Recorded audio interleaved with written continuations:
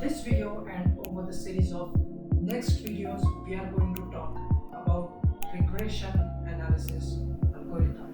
Now, this regression analysis algorithm is one of the simple, widely used machine learning algorithm that comes under supervisory machine learning algorithm basket. So remember, regression analysis comes under supervisory machine learning technique.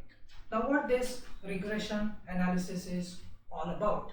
So if you want to establish a functional relationship among the different variables, or if you want to forecast anything or predict anything, then regression analysis is used. So effectively, regression analysis gives you a model or equation which connects a dependent variable, which is called as a response variable in regression analysis parlance, and set of independent variables or predictor variables in the equation.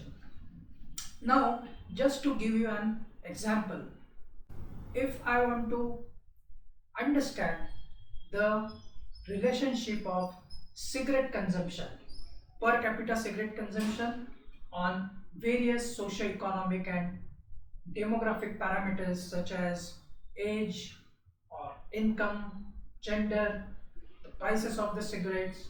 So all these different variables are called as independent variables or dependent variables, and my cigarette consumption or per capita cigarette consumption is dependent variable or response variable.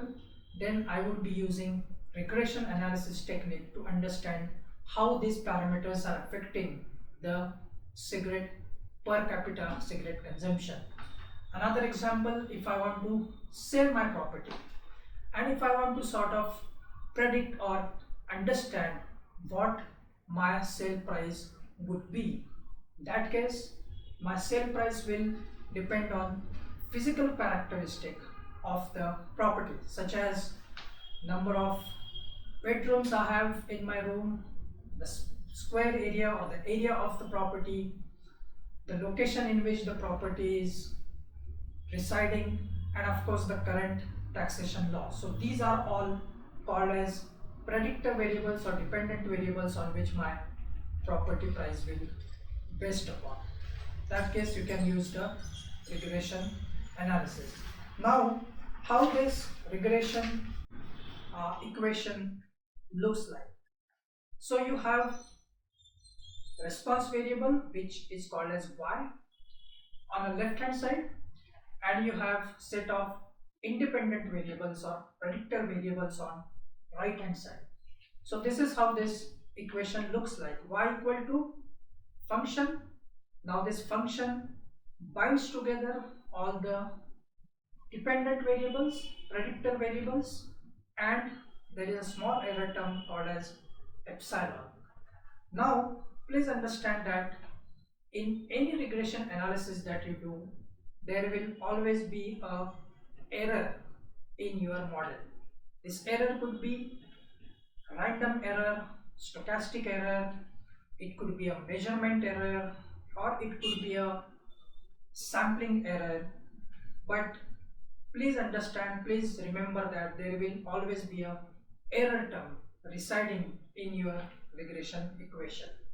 Now if I want to further drill down this function, the function of all independent variables or predictor variables, then if I want to explore that function, this is how the function looks like. So f of x1 till xp, p being number of independent variables, equal to beta naught plus beta 1 x1 plus beta 2 x2 all the way till beta p xp. Now this beta naught, beta 1 till beta p are called as regression coefficients. Now these regression coefficients are calculated based on algorithm called as a least square estimation algorithm.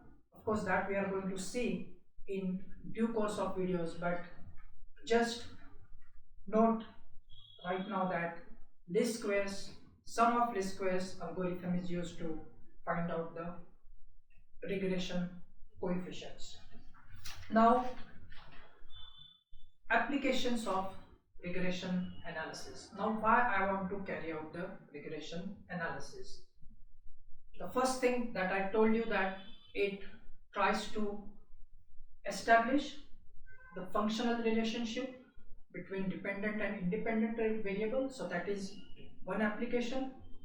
Second application, which is by far the most important application, is regression is used in prediction, in forecasting the things. For example, what forecast do you have in terms of profit in next quarter or so?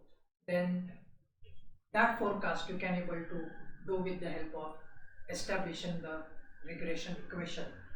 And the third application area of regression analysis is doing the hypothesis testing. Hypothesis testing, I will be going to create a separate video on it, but it basically tells you how statistically significant your regression parameters are. So these are the main three areas of application of regression analysis.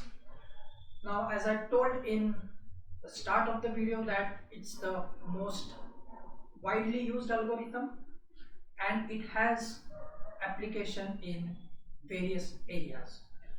It has widespread applications in business, in physics, chemistry, engineering, agriculture, medicines, history, political science, economics, to name a few. So almost all industries or all areas, this regression analysis is used. Now, to just arouse your interest in this area, I would like to narrate few examples. Let's start with the example in agriculture. Now, if you want to predict, remember, prediction or forecasting is one of the application area of regression, we saw that. So if you want to predict the milk prices or the milk production maybe in next month or so, then how the prediction would be done?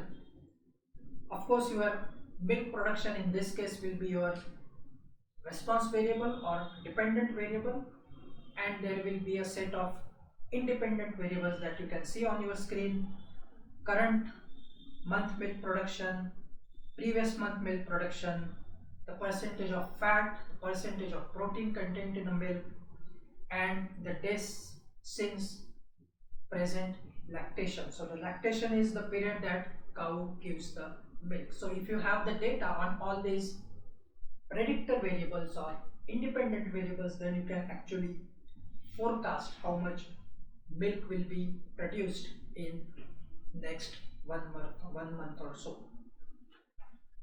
Coming to other application, interestingly, I found out this data from Google. The scientists have used regression analysis in understanding the age of historical objects. One of that historical object is knowing the age of Egyptian skull. Now, if I want to find the age of Egyptian skull, of course that would be in this case a dependent variable. It depends on height of the skull, basically the physical characteristics such as height of the skull, breadth, width of the skull, and NH. NH is called as nasal height of the skull. So if you have this data in place, then you can actually understand how old the Egyptian skull is. Another example I can think of, and this is a fairly recent example, is in finance. Now the graph that you see on the screen gives you the net FPI flows. FPI is foreign portfolio investments. So how these net FPI flows have taken place in the calendar year. Calendar year starts with Jan. So from Jan, we have a data till August. Now, how this data looks like? If you see this data closely from Jan till somewhere in June, the net FPI flows are negative. That means these foreign portfolio investors, these fund houses are actually selling their assets. They are selling their equities in Indian market, which is not a good sign, by the way. Why this is happening? Remember, Russia-Ukraine war started in Feb, and ever since the war has started, there has been a lot of volatility in oil market, and oil prices have skyrocketed. And as you know that if oil goes high, it immediately it affects on inflation. So the inflation also goes high, and especially in developing economies such as India, the inflation was very high in this period. And to tame the inflation, what these developed economies do, the central banks of these developed economies, they have increased the interest rate, and that really make the issue worse. Now, because they increase the interest rate, FPIs have wanted to sell their assets, and they wanted to actually purchase the US bonds. So they get this money out from Indian stock market, and they put all their monies back into the US bond market. So that also led to decrease in FPIs. But the good part is, as you can see in the graph, from July there is an uptick in FPI. So from July, August, we have now relatively stable oil prices. The oil prices have now reduced, and inflation is now also tamed. And that's why now the FPIs have again started coming in into the Indian equity market. So that is a good sign. So all this kind of cause and effect analysis can be effectively done with the help of regression analysis. In this case, your FPIs will be your dependent variable, and all these macroeconomic factors that we talked about could be a dependent could be an independent variables or predictor variables. So these 2-3 examples would make you understand how really the regression analysis used in various application areas. Now, there are steps that one need to follow in making the regression analysis. It starts with the problem statement. See, any data science project or analysis starts with the problem statement. Now, so this is very important and fundamental step in any data science project. Ill formulated problem statement will lead to wrong analysis, will also lead to a wasted effort. So understanding the problem, formulating the problem is very important. So what exactly you want to analyze, which response variable you want to forecast or you want to study, that kind of a problem statement is really important. Now once you find out the response variable under study, then of course you need a set of dependent variables or predictor variables. So that goes to the step number 2. The step number 2 is in selection of all these predictor variables. Now here you will have to take the help of subject matter experts. If you are doing a regression analysis in in understanding the socio-economic data, then you will need a econometrician to make sure that the selection of your predictor variables are correct. If you are doing a regression analysis in business, then you would need a business experts, domain experts to make you understand what exactly the explanatory variables could be. Now once you have these dependent variables and independent variables in place, you have gathered all the data, then comes the step of model fitting.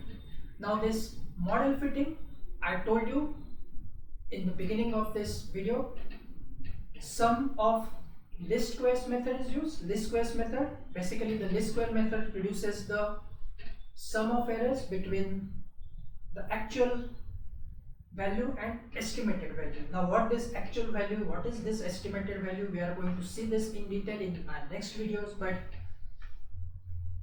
at this point please note that the least squares method is the widely used method used for performing regression analysis. Now once you come up with the regression equation, then comes the step of model validation. So how you can able to validate your equation.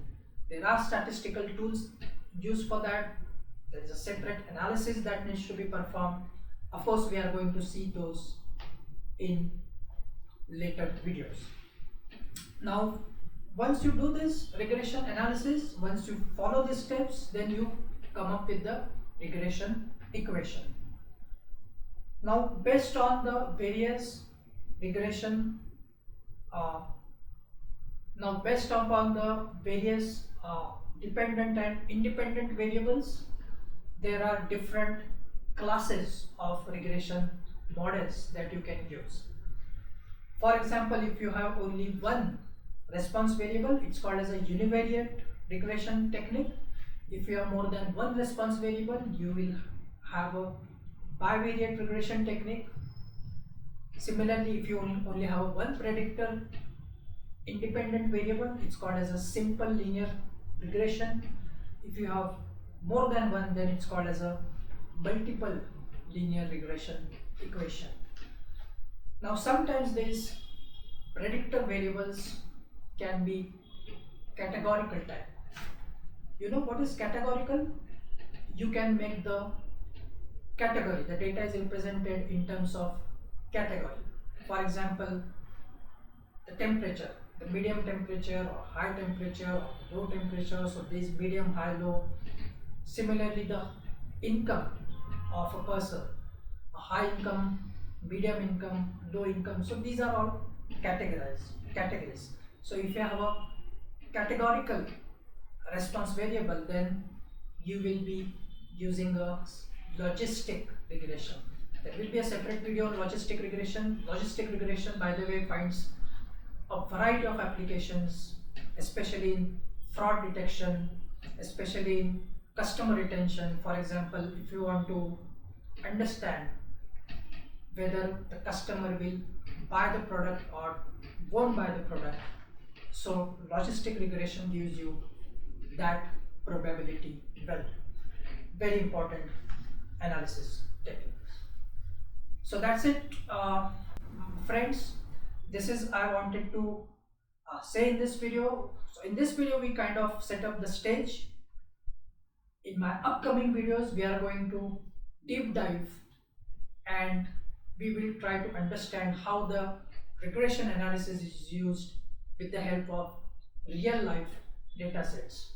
We are going to use R as a statistical package. Any statistical package you could perform regression analysis with, being that Python or R or SPSS. I prefer R to make you understand how really the algorithm works. So do tune in to this channel.